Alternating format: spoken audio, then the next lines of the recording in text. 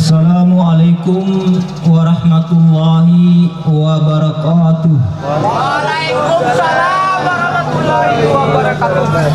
Allahu akbar, Allahu akbar, Allahu akbar, Allahu akbar, Allahu akbar, Allahu akbar, Allahu akbar, Allahu akbar, Allahu akbar kabira, walhamdulillahi katsira, wa subhanallahi bukratan wa asila. La ilaha illallah wa la na'budu illa iyyah mukhlisina lahuddin walau karihal kafirun walau karihal munafiqun. La ilaha illallah wahdahu sadaqa wa'dah wa nasara 'abdah wa a'azza jundahu wa hazamal ahzaba wahdah. Alhamdulillah, alhamdulillah nahmaduhu wa nasta'inuhu wa nastaghfiruh wa na'udzu billahi min sururi anfusina wa min sayyiati a'malina. May yahdihillahu fala mudilla lahu wa may yudlil fala hadiya lahu. Asyhadu an la ilaha illallah wahdahu la syarika lahu wa asyhadu anna sayyidana wa nabiyyana wa maulana Muhammadan abduhu wa rasuluh. Allahumma salli wa sallim wa barik ala Muhammadin fil awwalin wal akhirin wa ala alihi wa ashabihi wat tabi'in wa man tabi'ahum bi ihsanin ila yaumiddin. Amma ba'd. Fa ya ibadallah, usikum wa nafsi bi taqwallah wa ta'atihi la'allakum tuflihun. Pada Idul Fitri kali ini, izinkanlah Lamada menyampaikan satu topik khutbah yang berjudul Idul Fitri adalah momentum awal untuk memperbaiki hubungan dengan Allah dan antara sesama hamba-hamba Allah. Allahu akbar, Allahu akbar, Allahu akbar walillahil hamd. Jemaah salat Idul Fitri rahimakumullah. Alhamdulillah, dengan hidayah Allah, dengan nikmat Allah Subhanahu wa taala, hari ini kita semua masih diberikan kesempatan lagi oleh Allah Subhanahu wa taala untuk merayakan hari kemenangan, hari kebahagiaan. Di tengah bersedihnya bagi orang-orang yang beriman dengan ditinggal perginya oleh bulan Ramadan, kita pun wajib bergembira dengan datangnya hari kemenangan ini, hari kegembiraan. Menang karena telah mampu melawan hawa nafsu kita selama 1 bulan lamanya, dan bergembira karena telah menyelesaikan kewajiban sebagai hamba Allah. Adanya hari kegembiraan, hari raya Idul Fitri saat ini adalah sebagai pertanda, sebagai gambaran karena adanya hari kegembiraan atau hari raya yang sesungguhnya. Maka tiada suatu hari kebahagiaan, hari kegembiraan yang lebih tinggi dari seorang beriman selain di saat matinya, yang rohnya disambut gembira oleh Allah Subhanahu wa taala dengan membawa iman dan Islam di hadapan Allah Subhanahu wa taala. Dan itulah kegembiraan atau hari raya umat muslim yang sesungguhnya. Allah Subhanahu wa taala memberikan jawaban lewat firman-Nya dalam surat Fussilat ayat 30 tentang orang-orang yang menyempurnakan ketaatannya kepada Allah Subhanahu wa taala. Innal ladzina qalu rabbuna Allah summa istaqamu, sesungguhnya orang-orang yang mengatakan Tuhan kami Allah, kemudian mereka meneguhkan pendiriannya, istiqomah dalam ketaatan, menunaikan apa yang diperintahkan oleh Allah. Tatanazzalu alaihimul malaikah, maka malaikat utusan Allah akan turun kepada mereka di sakaratul mautnya, memberikan kabar gembira kepada mereka dan berkata, ala takhafu, jangan kau merasa takut, jangan kau takut menghadapi kubur, jangan kau takut menghadapi syirat, mahsyar dan lain-lain.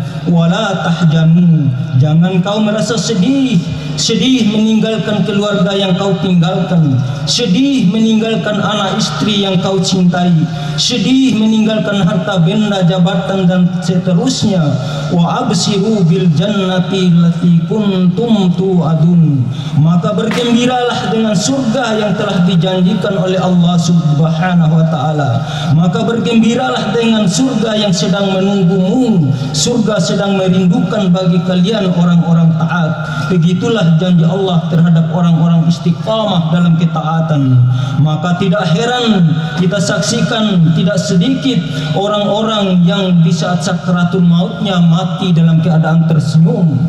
Allahu Akbar, Allahu Akbar, Allahu Akbar, walillahil hamd. Jemaah Idul Fitri rahimakumullah, selama 1 bulan penuh lamanya jasmani dan rohani kita dilatih, dididik dengan cara yang istimewa oleh Allah lewat bulan Ramadan. Mudah-mudahan latihan tersebut membawakan hasil, menjadikan kita semua sebagai orang-orang bertakwa untuk menghadapi 11 bulan setelahnya, seperti yang ditawarkan oleh Allah Subhanahu wa taala lewat firman-Nya, ya ayyuhalladzina amanu kutiba alaikumussyam kama kutiba alal ladzina min qablikum la'allakum tattaqun. Wahai orang-orang yang beriman, diwajibkan atas kamu berpuasa sebagaimana diwajibkan atas orang-orang sebelum kamu agar kamu bertakwa. Al-Baqarah ayat 183. Orang bertakwa bukan saja orang yang hanya sibuk memperbaiki hubungannya dengan Allah, tetapi orang bertakwa adalah orang yang bagus hubungannya dengan Allah dan juga bagus hubungan sosialnya dengan sesama manusia. Ramadan telah mendidik kita, Ramadan telah mengembalikan jati diri kita, fitrah kita, kesucian kita. Idul Fitri artinya kembali ke kesucian seperti bayi baru dilahirkan oleh ibu kita. Idul Fitri artinya kita sedang merayakan kesucian rohani kita. Maka jangan pernah kita kotori lagi dikarenakan dengan tidak bagusnya hubungan dengan sesama manusia, sesama tetangga, sesama hamba Allah. Maka wajib kita sadari bahwa noda dosa sama manusia tidak akan pernah terhapus tanpa saling bermaaf-maafan. Yang barangkali kita ada yang selisih paham dengan saudara kita, barangkali kata-kata kita pernah kasar, ucapan kita pernah menyinggung perasaan saudara kita karena kelakuan kita, sehingga masih tergores, masih terluka hati saudara muslim kita. Maka momentum Idul Fitri ini mari kita jadikan waktu yang tepat untuk saling memberi dan meminta maaf atas segala kekeliruan dan kehilafan kita antar sesama. Mari kita buang jauh-jauh perasaan dendam, keangkuhan, kesombongan, kita ganti dengan pintu maaf. Allahu Akbar, Allahu Akbar, Allahu Akbar, walillahil hamd. Semoga Allah yang maha menatap, yang maha berkuasa atas segala-galanya, menggolongkan kita semua sebagai hamba-hamba Allah yang bersih dari penyakit hati. Karena ternyata orang yang telah melewati pengadilan Allah dengan selamat adalah tidak identik dengan orang yang hanya banyak ilmu dan amal ibadahnya saja, tetapi orang-orang yang berjumpa dengan Allah yang selamat adalah orang-orang yang berilmu dan beramal, yang memiliki bersih dari penyakit-penyakit hati. Allah Subhanahu wa taala berfirman, "Yauma la yanfa'u malun wala banun illa man atallaha bil qalbin salim." Artinya, dan ingatlah suatu hari ketika anak dan hartamu tidak berguna kecuali orang-orang berjumpa dengan Allah dengan qalbin salim atau hati yang bersih, hati yang selamat. Quran As-Su'ara 88-89. Banyaknya ilmu kalau membuat dirinya sombong, ujub, takabur, dia tidak akan selamat. Banyaknya ibadah, banyaknya amal kalau membuat dirinya lebih merasa suci, merasa lebih soleh, membuat dirinya memuji-muji amalnya, maka barang tentu ditambah lagi dengan kotor hati kita, dia dipastikan tidak akan selamat. Karena ternyata ilmu yang bagus, amalan yang bagus, cirinya berbuah kalbun saring, cirinya membuat hati kita bersih dari kedengkian, sombong dan takabur. Allahu Akbar, Allahu Akbar, Allahu Akbar, walillah. sidang Idul Fitri rahimakumullah. Mari kita tiru akhlak Nabi kita Muhammad sallallahu alaihi wasallam, karena kehati-hatinya terhadap urusan dosa sama manusia dan sebagai contoh bagi kita umatnya. Padahal beliau Rasulullah sallallahu alaihi wasallam, Allah telah mengampuni dosa-dosanya yang lalu dan yang akan datang.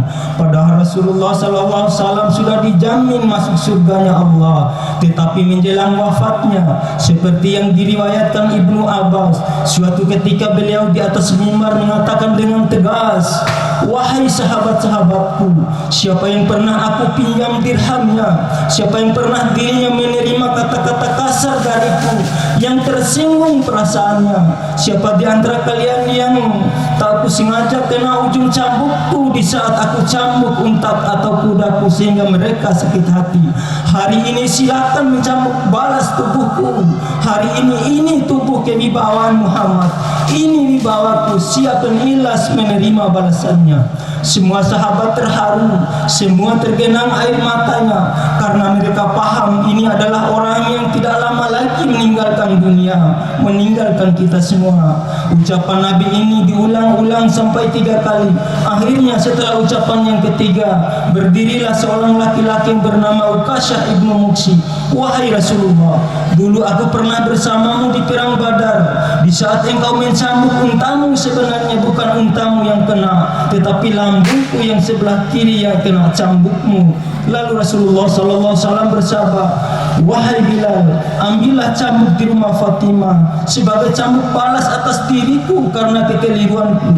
Akhirnya sahabat-sahabat yang mulia Abu Bakar, Umar dan Ali berdiri semua dan berkata, "Wahai Uqasyah, cambuklah diriku sepuasmu sebagai ganti Rasulullah, asalkan jangan kau cambuk tubuh mulia Rasulullah SAW."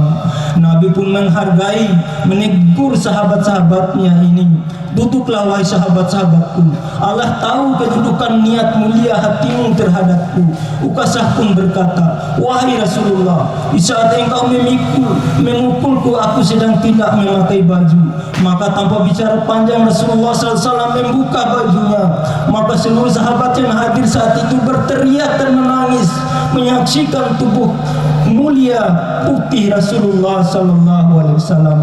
Lalu Uqasyah pun lari dan memeluk tubuh Rasulullah yang mulia dan berkata, "Wahai Rasulullah, siapa yang tega hati mencambuk tubuhmu yang mulia ini? Tetapi dengan cara inilah aku dapat memelukmu sepuasnya tubuhmu yang mulia. Belum tentu di akhirat nanti aku bersamamu, dan agar supaya Allah dan kehormatanmu menjaga tubuhku dari sentuhan api neraka." Nabi pun bersabda, "Ketahuilah wahai sahabatku, barang siapa yang ingin melihat penduduk surga, maka lihatlah kepribadian lelaki ini karena cintanya padaku." Allahu Akbar, Allahu Akbar, Allahu Akbar, walillahil hamd. Jemaah Idul Fitri rahimakumullah, mari kita ambil pelajaran pada kisah di atas. Nabi SAW yang nasibnya sudah dijamin masuk surganya Allah, masih memikirkan urusan dosa sesama manusia. Lalu bagaimana dengan kita? Lalu bagaimana dengan kita? Siapa kita yang tidak mau minta maaf terhadap orang-orang pernah kita zalimi, yang dengan sombongnya kita tidak mau mengakui kesalahan kita? Lalu siapa kita yang tidak mau minta maaf pada orang-orang pernah kita zalimi, yang sengaja kita fitnah, yang pernah kita permalukan, yang kita pernah hancurkan karirnya, rumah tangganya, dan seterusnya. Apalagi yang kita zalimi adalah tokoh agama, para ulama, atau orang-orang yang punya peran dalam menegakkan agama ini. Bagaimana seandainya yang kita zalimi orang yang harusnya kita cintai, orang yang telah berjasa pada kita, membesarkan kita, melahirkan kita, yaitu orang tua kita? Maka bagaimana tanggung jawab kita di hadapan Allah Subhanahu wa taala? Rasulullah sallallahu alaihi wasallam telah mewanti-wanti kita, ridho Allah, ridho Rabbi fi ridho walid. Ridhanya Allah tergantung ridho orang tua. Wa sakatu Rabbi fi sakatu walid. Murkanya Allah tergantung pada murka orang tua.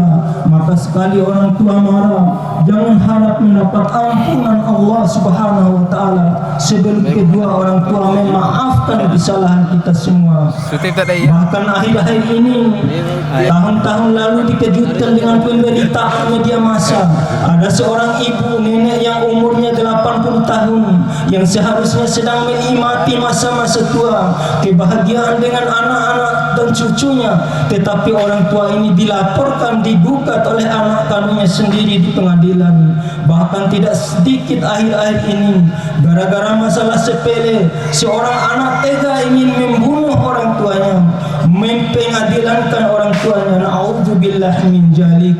Mudah-mudahan ini kejadian yang terakhir. Betapa durhakanya kita semua sebagai seorang anak. Allahu Akbar, Allahu Akbar, walillahil hamd. Jemaah Idul Fitri rahimakumullah, sadarlah diri kita, kalaupun sekarang kita sudah jadi manusia yang jadi pejabat penting dalam masyarakat, kalaupun sekarang kita sudah jadi manusia sukses, hartawan, milioner, pengusaha dan sebagainya, tetapi keberhasilan kita pasti ditopang, didukung oleh doa-doa orang tua kita di belakang kita. Sangatlah boleh jadi orang tua kita tidak berpendidikan tinggi, tetapi mereka punya cita-cita, punya semangat bahwa anaknya harus jadi sarjana, harus berpendidikan tinggi. Pendek kata, kita tidak akan pernah mampu membalas jasa-jasa orang tua kita. Maka bersyukur kepada Allah, kita yang masih lengkap keluarganya, yang masih punya ayah, yang masih punya ibu, anak, istri, saudara. Maka sewajarnya hari ini, terutama kita sebagai anak yang sering melukai hati ayah bunda kita, datang duduk bersimpuh mengharap pintu maaf kepada mereka. Demikian juga yang muda dengan yang tua, adik dengan kakak, istri pada suami, menantu dengan menantu, tetangga dengan tetangga, dan seterusnya. Demi Allah, hidup ini tidak akan pernah merasa tenang jika silaturahmi kita terputus, hubungan sesama terputus. Di hati kita pasti menyimpan kebencian, permusuhan maupun sifat dendam. Apalagi dalam hidup bertetangga, pasti akan saling menjauh, saling tidak tegur sapa, saling membelakangi, saling memfitnah. Maka rahmat Allah akan jauh dalam kamus kehidupan kita sehari-hari. Mudah-mudahan uraian khutbah singkat kali ini memberikan manfaat pada kita semua. Dan mari kita menutup khutbah ini dengan mengadakan kedua tangan, menundukkan kepala, berdoa ke hadirat Allah Subhanahu wa taala dengan penuh keikhlasan dan rasa berharap kepada Allah Subhanahu wa taala. A'udzubillahi minasyaitonir rajim. Bismillahirrahmanirrahim. Innallaha wa malaikatahu yusholluna 'alan nabi. Ya ayyuhalladzina amanu shallu 'alaihi wa sallimu taslima. Alhamdulillahirabbil alamin wa aqibatul lil muttaqin wa la udwana illa 'alal zalimin. Allahumma shalli ala Muhammad wa ala ali sayyidina Muhammad. Allahumma ighfir lil mu'minina wal mu'minat wal muslimina wal muslimat al ahya'i minhum wal amwat innaka samiun qaribun mujibud da'wat wa ya qadiyal hajat. Ya Allah yang Maha Pengampun, ampuni dosa-dosa kami, ampuni dosa-dosa kedua orang tua kami, ampuni sehilaf apapun dosa-dosa yang pernah kami lakukan. Allahumma ya Allah, berilah kami pemimpin yang soleh, yang memahami teguran Tuhannya yang menimpa umat Islam saat ini ya Allah. Allahumma ya Allah, selamatkan kami ya Allah, selamatkan umat Islam ya Allah, selamatkan ulama kami ya Allah. Jangan diskriminasi ulama kami ya Allah oleh orang musuh-musuh Islam ya Allah. Selamatkan anak cucu kami ya Allah, selamatkan negara kami ya Allah, Indonesia ya Allah. Tumbuhkan rasa cinta di hati-hati kami terhadap Nabi Muhammad sallallahu alaihi wasallam. Matikanlah kami dalam keadaan beriman ya Allah, dalam keadaan berwudu ya Allah, dalam keadaan bersujud padamu ya Allah, dalam keadaan husnul khatimah ya Allah.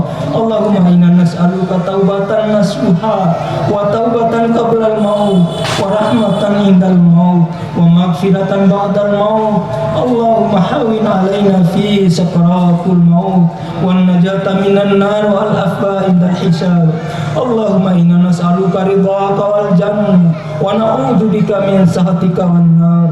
اللهم أعز الإسلام والمسلمين. اللهم انصر إخواننا المجاهدين في فلسطين في سوريا في أفغانستان إيراق وهنا وفي كل مكان يا رب العالمين. ربنا هب لنا من أزواجنا وذرياتنا قرة أعين واجعلنا للمتقين إماما. ربنا آتنا في الدنيا حسنة وفي الآخرة حسنة وقنا عذاب النار. والحمد لله رب العالمين. السلام عليكم warahmatullahi wabarakatuh.